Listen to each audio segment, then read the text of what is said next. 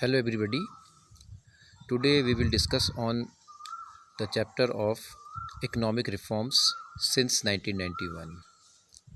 जैसा कि हम लोग ने देखा कि इंडिपेंडेंस के टाइम इंडिया एक स्टैग्नेंट इकोनॉमी थी, इसलिए उस समय उसके बाद 1950s ऑनवर्ड्स प्लानिंग के माध्यम से हमने कोशिश किया कि इंडिया को सेल्फ रिलायंट बनाया जाए और इंपोर्ट सब्सिशन पर जोर दिया गया और कई प्रकार की इंडस्ट्रीज़ को बढ़ावा दिया गया।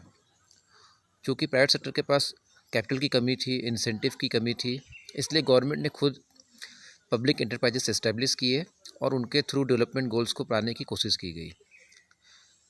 लेकिन 1991 में देखा गया कि इकोनॉमी को कई प्रकार के क्राइसिस का सामना करना पड़ा, जैसे कि बैलेंस ऑफ पेमेंट्स का जो डेफिसिट था वो बढ़ गया, फॉरेन एक्सचेंज रिजर्व में कमी आ गई, इंडियन इकोनॉमी बोरोइंग से दबी हुई थी। तो इस दशा में ज़रूरी हो गया कि हम अपने इकोनॉमिक पॉलिसी को चेंज करें। तो जो इकोनॉमिक पॉलिसी को चेंज किया गया तो उसके हम बोलते हैं न्यू इकोनॉमिक पॉलिसी और इसी को हम बोलते हैं इकोनॉमिक रिफॉर्म्स। अब उस समय श्री पी.वी. नरसिम्हा राव जी प्रधानमंत्री थे और श्री मनमोहन सिंह जी वित्त मंत्री थे। तो इनके ही नेतृत्व में भारत में आर्थिक सुधारों की शुरुआत हुई जुलाई 1991 से। तो न्यू इकोनॉमिक पॉलिसी का मतलब होता है कि 1991 में जो बहुत सारे गवर्नमेंट के कंट्रोल्स थे उनको धीरे धीरे करके कम किया गया, प्राइवेट सेक्टर को बढ़ावा दिया गया, इंटरनेशनल ट्रेड को बढ़ावा दिया गया और फॉरेन कैपिटल को बढ़ावा दिया गया। इस प्रकार की जो पॉलिसी थी इसे ही हम कहते हैं शॉर्ट में न्यू इकोनॉमिक पॉलिसी, या एक और नाम इसका है इकोनॉमिक रिफॉर्म्स, और शॉर्ट फॉर्म में इसको हम बोलते हैं policy of LPG। Here L refers to liberalization, P refers to privatization and G refers to globalization. तो इस प्रकार से आप देखते हैं कि तीन नाम है। पहला हो गया इकोनॉमिक रिफॉर्म्स, दूसरा हो गया न्यू इकोनॉमिक पॉलिसी और तीसरा हो गया LPG। अब बेसिकली इसके पीछे क्या क्या रीज़न्स थे इसको समझ लेते हैं। सबसे पहला रीज़न था mounting fiscal deficit. Fiscal deficit का मतलब होता है कि जब गवर्नमेंट का एक्सपेंडिचर ज़्यादा हो जाए गवर्नमेंट के रिसिप्ट से, तो इसको हम बोलते हैं फिस्कल डेफिसिट। तो एक सर्टेन लेवल तक तो ये ठीक रहता है, लेकिन 1991 में फिस्कल डेफिसिट बहुत ज़्यादा हो गया था और इसके कारण इकोनॉमी पे बहुत ज़्यादा ख़राब असर पड़ने लगा था।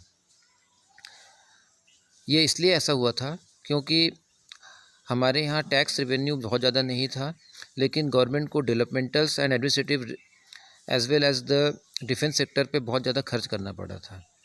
उसके कारण क्या हुआ कि गवर्नमेंट का खर्च बहुत बढ़ गया। उसको पूरा करने के लिए गवर्नमेंट ने पब्लिक से और इंटरनेशनल बॉडीज़ जैसे कि International Monetary Fund, World Bank, इन जगहों से क्या किया, बहुत ज़्यादा गवर्नमेंट ने उधार लिया था, लोन लिया था।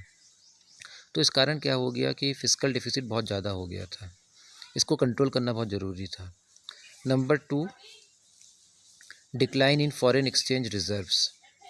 तो फॉरेन एक्सचेंज का मतलब होता है कि जो फॉरेन करेंसी होती है जैसे कि US डॉलर, यूरो एट्सेट्रा, तो ये करेंसी हमारे लिए बहुत ही एक रिसोर्स होती है जिससे कि हम इंपोर्ट का पेमेंट करते हैं। अब 1991 में एकदम से इसमें बहुत कमी आ गई और केवल 14 दिनों के लिए ही हमारे पास फॉरेन पेमेंट मतलब कि हमारे पास जो फॉरेन एक्सचेंज रिजर्व था वो केवल 14 दिनों के लिए सफिशिएंट था, जिससे कि 14 दिन के इंपोर्ट का हम पेमेंट कर सकते थे। ऐसी स्थिति में उस समय इंडिया ने बैंक ऑफ इंग्लैंड के पास अपना गोल्ड जो है उसको गिरवी रखा था। इसके कारण इंडिया की जो छवि बहुत ख़राब हुई थी पूरे वर्ल्ड इकोनॉमी में। तो इसलिए भी ज़रूरी था कि हम अपनी नीतियों में चेंजेस लाए, रिफॉर्म्स करें। तीसरा रीज़न इसका है जो हमारा जो कंट्री जो था, एक गल्फ़ क्राइसिस आपने सुना होगा। गल्फ़ क्राइसिस का मतलब ये होता है कि जो गल्फ़ कंट्रीज़ है, कुवैत और इराक़, इन कंट्रीज़ में वॉर छिड़ गया था। तो चूँकि उसी गल्फ़ कंट्रीज़ से हमारे यहाँ पे पेट्रोलियम की सप्लाई होती है, तो उस लड़ाई के कारण क्या हुआ कि पेट्रोलियम की सप्लाई में कमी आ गई और हमारे यहाँ पेट्रोलियम की प्राइसेस बढ़ गई। और दूसरी ओर सप्लाई में कमी आने के कारण क्या हुआ, इकोनॉमिक एक्टिविटीज़ में कुछ हद तक गतिरोध आया। तो इस कारण जो क्राइसिस हमारे यहाँ पहले से ही था वो थोड़ा सा और बढ़ गया।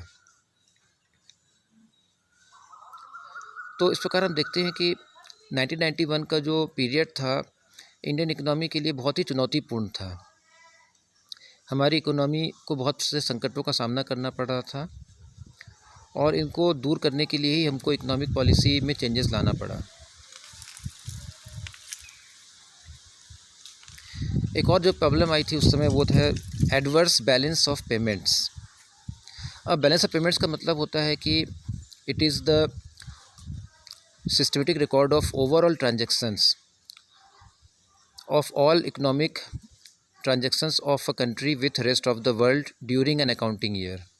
तो जो भी हमारे एक्सपोर्ट इंपोर्ट होते हैं या फिर हमारे कंट्री से जो भी मनी का आउटफ्लो होता है और इनफ्लो होता है, उन सब का जब हम सिस्टमेटिक रिकॉर्ड रखते हैं उसको हम बोलते हैं बैलेंस ऑफ पेमेंट्स। तो जब उस समय ऐसा हुआ कि हमारे यहाँ जो मनी का जो इनफ्लो था फॉरेन कंट्रीज़ से वो काफ़ी कम था, जबकि आउटफ्लो बहुत ज़्यादा हो गया था। इस कारण हमारा जो बैलेंस ऑफ पेमेंट का डेफिसिट जो है वो बहुत ज़्यादा नेगेटिव चला गया था। तो उसको भी दूर करने की ज़रूरत थी।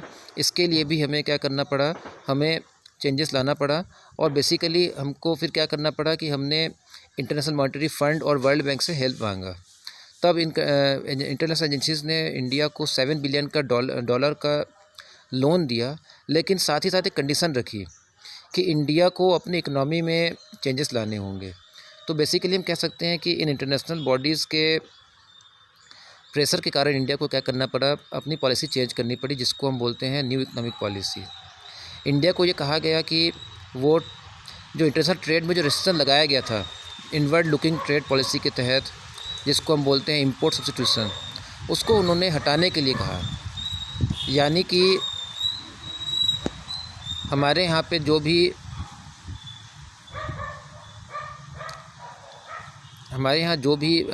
ट्रेड होता था उस पे हमने जो हाई टैरिफ लगाया था, यानी कि इंपोर्ट पे जो हमने टैक्स लगाया था, उसको हटाने के लिए कहा गया।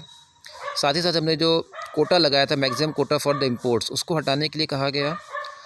और साथ ही साथ हमने जो कई प्रकार के जो रेस्ट्रिक्शन लगाया था प्राइवेट सेक्टर पे, जैसे कि यदि आपको इंडस्ट्री खोलना है तो आपको क्या करना होगा, आपको लाइसेंस लेना पड़ेगा। तो लाइसेंस लेने के कारण क्या होता था कि इंडस्ट्रियलिस्ट थे उन्हें बहुत ज़्यादा डिले होता था, क्योंकि गवर्नमेंट एक ऑफिस से दूसरे ऑफिस में उनके पेपर्स जाने में आने में काफ़ी समय लग जाता था। इस कारण इकोनॉमिक ग्रोथ भी कम था। तो इस कारण फिर क्या किया गया कि उसको भी हटाने के लिए कहा गया। तो उस समय न्यू पॉलिसी में क्या किया गया, केवल 6 इंडस्ट्रीज़ ही थे, जैसे कि डिफेंस इक्विपमेंट्स हो गया, एटॉमिक एनर्जी हो गया एंड लाइफ सेविंग ड्रग्स और कुछ केमिकल्स। इनके ही प्रोडक्शन के लिए लाइसेंस की ज़रूरत रहने लगी, बाकियों को कोई लाइसेंस की ज़रूरत नहीं थी। इस प्रकार से इंडस्ट्रियल सेक्टर को भी बढ़ावा दिया गया। और जो पहले की जो हमारी जो हमारे इंडस्ट्रियल पॉलिसी रिजर्वेशन 1956 था, उसमें जो हमने कई चीज़ों को हमने स्मॉल स्केल इंडस्ट्रीज़ के लिए रिज़र्व की थी, वो भी हमने धीरे धीरे कर हटा दी और अब लार्ज स्केल इंडस्ट्रीज़ के लिए भी अलाउ कर दिया गया कि वो चाहे तो इस सेक्टर में प्रोडक्शन कर सकते हैं। कई चीज़ें पहले केवल गवर्नमेंट सेक्टर में ही थी, जैसे जो हमारे बैंक्स थे ज़्यादातर सरकारी हुआ करते थे, लेकिन उसके बाद प्राइवेट बैंक्स भी आए, जैसे कि एक्सिस बैंक हो गया, HDFC बैंक हो गया, ICICI बैंक हो गया। ये प्राइवेट सेक्टर के बैंक्स को भी बढ़ावा दिया गया। इंश्योरेंस की हमारे यहाँ पे लाइसेंस LIC एकमात्र सरकारी कंपनी थी जो लाइफ इंश्योरेंस करती थी, लेकिन उसके बाद इंश्योरेंस सेक्टर में भी रिफॉर्म्स हुए और कई प्राइवेट कंपनीज़ मार्केट में आई, जैसे कि Birla sunrise, Tata AIG, Kotak Mahindra etcetera.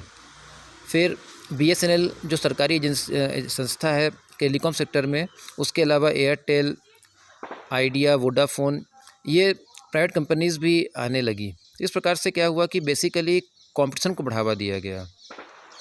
तो इस प्रकार के जो आमूलचूल परिवर्तन आया, इसको हम बोलते हैं इकोनॉमिक रिफॉर्म्स। तो यह इसकी बेसिक चीज़ें हैं, बाकी और भी हम डिस्कस करते रहेंगे इस चैप्टर के जो बाकी पार्ट्स हैं। Thank you and have a nice day.